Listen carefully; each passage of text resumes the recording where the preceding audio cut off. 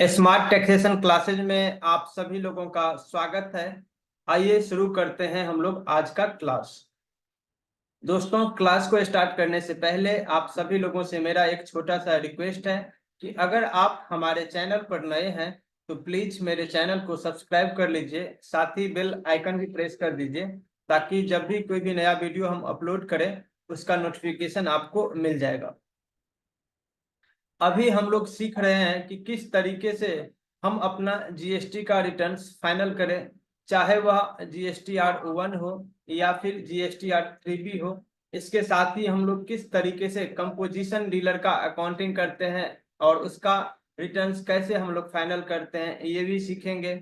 उसके बाद किस तरीके से हम लोग IFF में अगर जाते हैं और मेरा क्वार्टरली रिटर्न अगर जाएगा तो उसका हम लोग कैसे फाइनल करते हैं ये भी सीखेंगे। उसके बाद RCM का एक कंप्लीट वीडियो आएगा।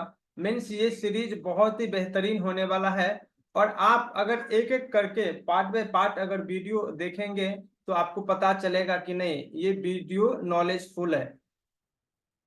और अगर किन्हीं को लगता है कि यह वीडियो मेरे लिए फायदेमंद नहीं है तो उनसे मेरा हाथ जोड़ के रिक्वेस्ट है कि वो वीडियो ना देखें और फिजूल का कोई भी कमेंट ना करें। अगर आपको लगता है कि ये यूजफुल है तो वीडियो को देखिए, अगर नहीं लगता है तो आप वीडियो को नहीं देखिए। तो चलते हैं हम लोग एक बार अपने जीएसटी रिपोर्ट्स में। जीएसटी रिपोर्ट्स में जाने के लिए आप अगर शॉर्टकट की से जाना चाहते हैं तो कीबोर्ड से DOG और 3 प्रेस कर देंगे तो GSTR 3B में हम लोग आ जाएंगे।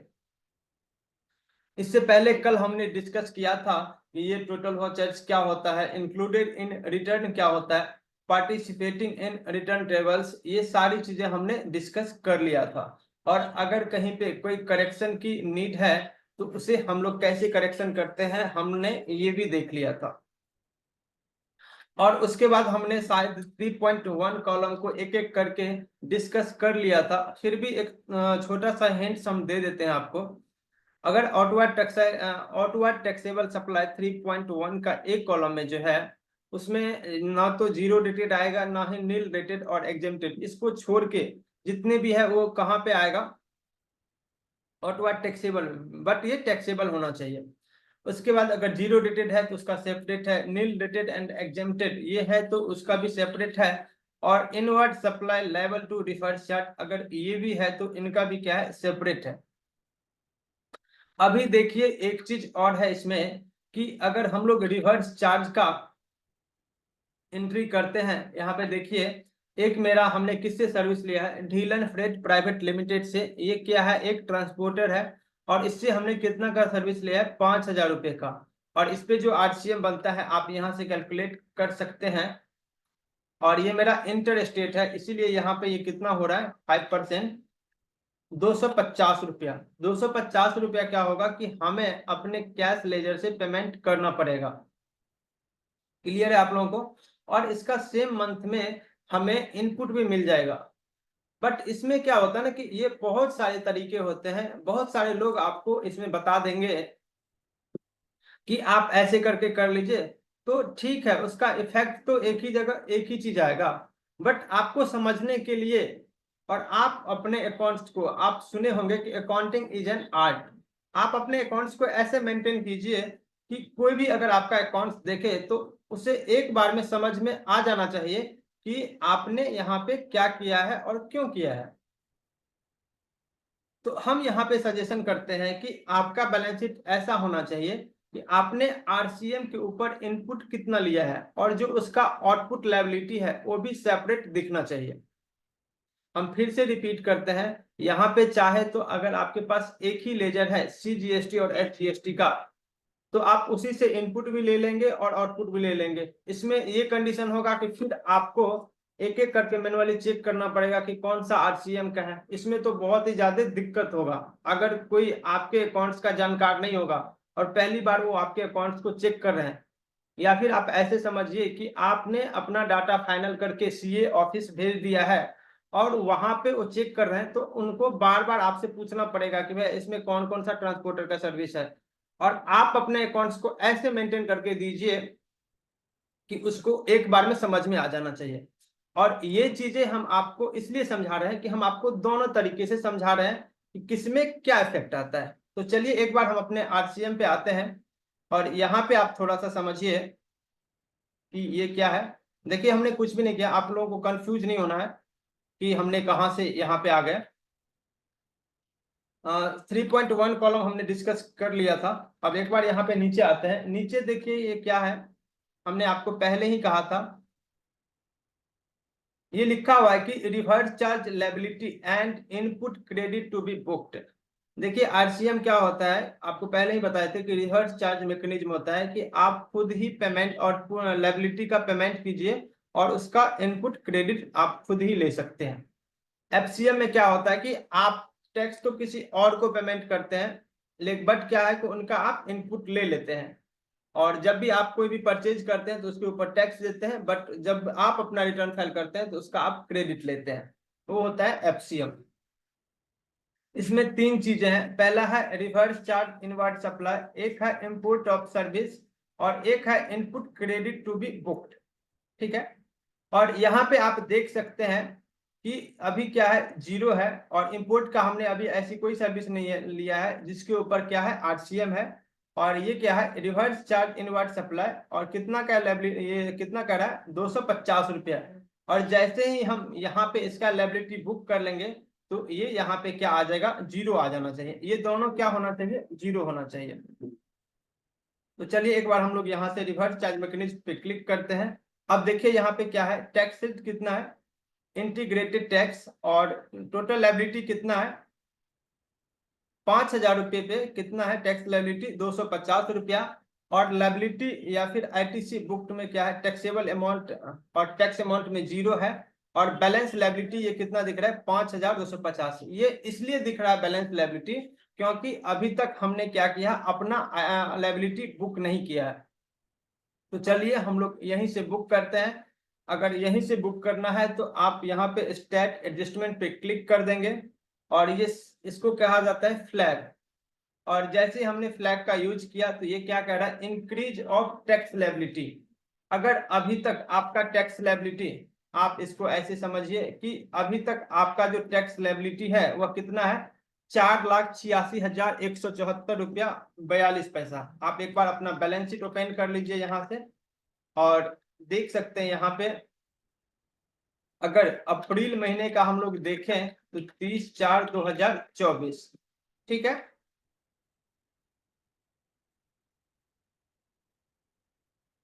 कोई बात नहीं, यहाँ पे क्लोजिंग बैलेंस दिख रहा है, हम लोग ट्रांजेक्शन को देख लेते हैं, सीजीएसटी और एसजीएसटी। तो लायबिलिटी ये ऑटो एडजस्टमेंट हो गया है।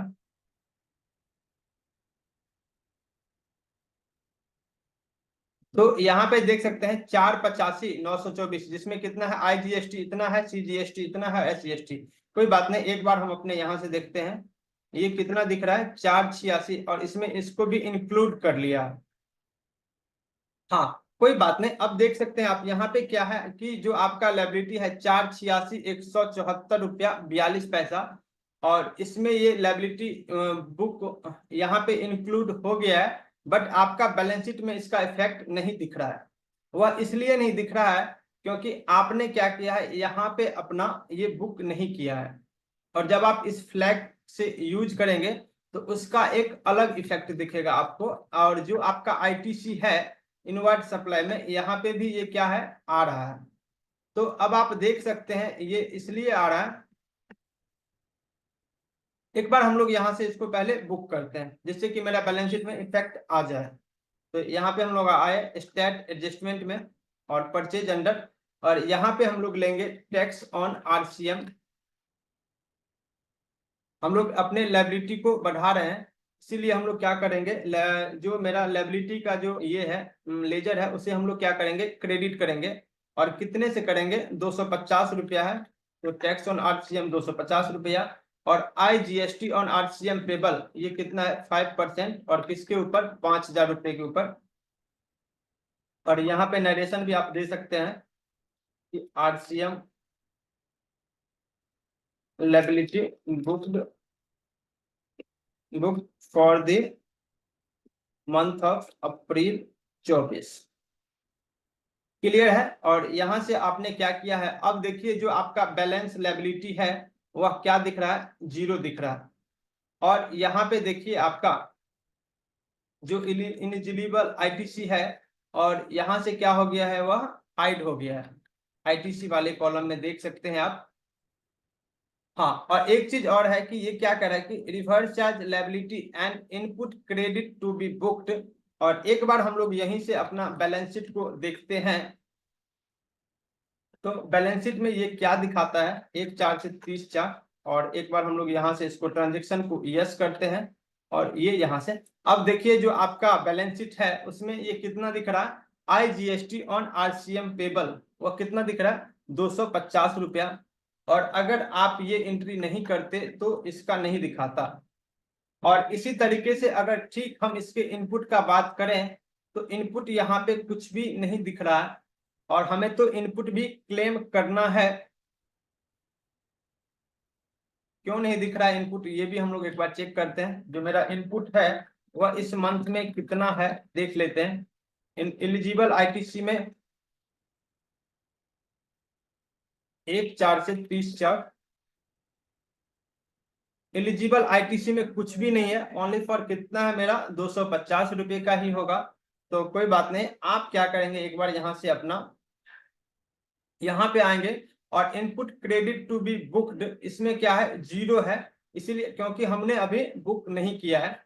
और यहाँ से आप आएंगे स्टेट एडजस्टमेंट पे, और increase of input tax credit, ये हम लोग क्यों ले रहे हैं, क्योंकि परचेज अंडर डिफर्ड चार्ज है। और जैसे इससे पहले हमने टैक्स ऑन आरसीएम को क्रेडिट सॉरी डेबिट किया था, इस बार हम लोग क्या करेंगे, ये डेबिट करेंगे।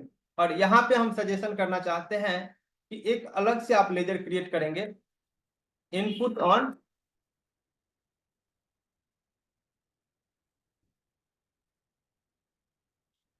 IGST RCM इनपुट, या फिर आप इसका नाम ऐसे भी दे सकते हैं, input IGST account RCM, input IGST under ये क्या देंगे, RCM। जिससे आपको ये होना चाहिए कि इसका हमने क्यों लिया है और कितने से लिया है। इसको हम लोग अनडिफाइन करते हैं, 5%, ये कितना है, 5,000। और यहाँ पे हम लोग लेते हैं 250 रुपया, और क्रेडिट में क्या करते हैं, टैक्स ऑन RCM। और इसको हम लोग 1/4 इससे, और नरेशन के हम लोग ब्लैंक छोड़ते हैं, ठीक है। अब देखिए आपने जैसे ही यहाँ पे इनपुट लिया, तो ये क्या हो गया, एलिजिबल आईटीसी में inverted supply level to reverse charge, ये 250 रुपये आ गया, ठीक है। अब एक बार हम लोग अपना बैलेंस शीट देखते हैं यहाँ से, और जैसे ही हम लोग बैलेंस शीट पे आते हैं, तो ये क्या दिखा रहा है, अब आप अगर 1/4 से 30/4 जाते हैं और इसको ट्रांजेक्शन को यस करते हैं, तो ये देख सकते हैं यहाँ पे 250 रुपया ये क्या आ गया, आरसीएम का आ गया। अब यहाँ पे बहुत सारे लोग कंफ्यूज कर गए होंगे कि हमने कहाँ से क्या किया, नहीं किया, क्यों किया। देखिए हमने कुछ भी नहीं किया है, अगर आप चाहें तो ये सब इतना करने की कोई जरूरत नहीं है। ये चीज हम इसलिए करते हैं, कहते हैं कि एक बार चलते हैं हम आपको यहाँ से ये एंट्री डिलीट करते हैं, ये भी डिलीट कर लिए और ये भी डिलीट कर लिए, ठीक है। अब देखिए आपको कुछ भी नहीं करने का जरूरत है। जो आपका लायबिलिटी दिख रहा है वह कितना दिख रहा है, 4,85,924। तो आपको कुछ भी नहीं करना है, ये जो IGST है, एक बार आप उसको यहाँ से ओपन कीजिए, वो डील एंड फ्रेड वाले, यहीं से करना है इसको। और चाहे तो हम यहीं पे इसका इनपुट ले सकते हैं और इसको क्या कर सकते हैं, देखिए हम लोग कैसे करते हैं, उसका दूसरा तरीका भी है। एक बार यहाँ से आप डेबिट कीजिए, और यहीं पे आप चाहें तो एक बार इनपुट को डेबिट कर देंगे, इनपुट IGST RCM को। और एक बार क्या हो गया, यहीं से क्रेडिट कर देंगे किसको, IGST पेबल RCM को 250 रुपये से, और क्रेडिट कर देंगे डील एंड फ्रेड को। और ये आपका एंट्री हो गया तमाम। अब देखिए आपका बैलेंस शीट में 486 का दिख रहा है, सॉरी रिपोर्ट्स में। और एक बार हम लोग बैलेंस शीट में जाते हैं, और बैलेंस शीट में भी कितना दिख रहा है आपका, यहाँ से आप चेक कर सकते हैं, 1/4 से 30/4, और इसको हम लोग ट्रांजेक्शन को यस कर देंगे। देखिए दोनों जगह उसका इफेक्ट आ गया, 486 का आपका लायबिलिटी दिख रहा है और 250 रुपये का ये आ गया। बट इसमें यहाँ पे एक दिक्कत ये होती है कि जब आप रिपोर्ट्स को देखेंगे तो नीचे यहाँ पे रिवर्स चार्ज इनवर्ट सप्लाई ये क्या हो रहा है, यहाँ पे ये दिख ही रहा है। और जब फ्लैग का हम लोग यूज नहीं करते ना, तो आगे जब भी हम लोग रिपोर्ट से अगर मैच करते हैं ना, तो उसमें थोड़ा सा दिक्कत होता है। और दिक्कत क्या होता है ये हम आगे बताएंगे आपको, ठीक है। यहाँ पे दिख रहा है कि बैलेंस लायबिलिटी कितना है, 250 रुपया। और इसमें क्या होता है कि अगर किसी में मिस हो गया, अगर किसी का हमने उस पे ये नहीं किया, बुक नहीं किया, तो यहाँ पे एज इट इज ऐसे ही रह जाएगा। जब आप यहाँ पे तो क्या है कि एक का दिख रहा है, अगर एक ही है तो आपको पता चल जाएगा कि हाँ इस पे हमने बुक किया है। अगर एक से ज्यादा है तो आप मिस भी कर सकते हैं। और अगर आप यहाँ से फ्लैग का यूज करके करेंगे सेपरेट, तो आपको समझ में भी आएगा और आपसे मिस भी नहीं होगा, मीन्स एरर नहीं होगा आपको। और इसके अलावा भी एक और तरीका होता है जो बहुत सारे लोग यूज करते हैं, कि आप लायबिलिटी का भी जो लेजर है CGST, SGST और IGST उसी में कर देते हैं, और इनपुट का भी उसी में कर देते हैं। उसमें और कुछ भी नहीं होता है, थोड़ा सा कंफ्यूजन होता है। तो चलिए आज के क्लास में बस इतना ही। ये एक मेरा छोटा सा वीडियो था कि हम लोग RCM को कैसे करें, और हम एक एक करके छोटा छोटा टॉपिक लेके चलते हैं कि आप लोगों को समझ में आए। तो चलिए, जय हिंद जय भारत। और एक बार फिर से आप सभी लोगों से मेरा रिक्वेस्ट है कि अगर आप हमारे चैनल को पहली बार देख रहे हैं तो प्लीज मेरे चैनल को सब्सक्राइब कर लीजिए। फॉर फ्यूचर बहुत ही अच्छा वीडियो आने वाला है हमारे इस चैनल पे। जय हिंद जय भारत।